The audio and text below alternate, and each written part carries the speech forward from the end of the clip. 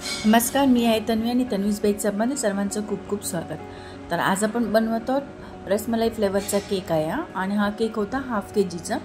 पण rasmalai cake half KG perfect weight होत नाही, याचं वजन थोडं 200-300 ग्राम जास्तच होतं। तर मी स्पॉन्ज बनवून घेतला, त्याला 3 लेअरमध्ये कटिंग करून घेतलं आणि त्याला मी सोकिंग केलेलं आहे रसमलाईच्या मिल्कने आणि फिलिंगमध्ये यूज केलेला आहे रसमलाई क्रश, रसमलाईचे पीसेस आणि ड्रायफ्रुट्स। आणि असं आपण दोन्ही लेअरमध्ये सिमिलर करून घेतलेलं रिपीट हे प्रोसिजर।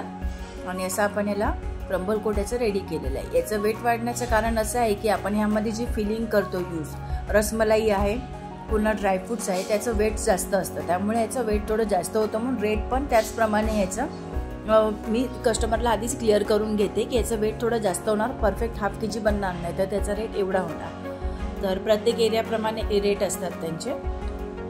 तर माझा आता क्रम्बल कोट रेडी झालाय। मी आता फायनल कोटिंग करते येलो क्रीमनेस। तर येलो क्रीमने करण्याचं कारण असं आहे की रसमलाईला रिलेटेड येलो कलर असतो, म्हणून आपण याला येलो कलरने मी याला फायनल कोटिंग करते। मग स्क्रॅपरच्या साहाय्याने मी साईडला करून घेतलेला आहे डिझाईन आणि नंतर वरती केलेलं आहे स्पिरल पॅटर्न। आणि मी केक ठेवून दिला सेट करायला आणि नंतर मी क्रीम तयार करून घेतली 1M नोझलमध्ये, असं पायपिंग बॅगमध्ये डार्क येलो कलरची क्रीम भरून स्पिरल पॅटर्न करून घेतली आणि साईडला मी असं व्हाईट गनाशमध्ये येलो कलर यूज करून व्हाईट कंपाऊंडला मेल्ट केलेला आणि ते असं साईडला ड्रिपिंग करून घेतली।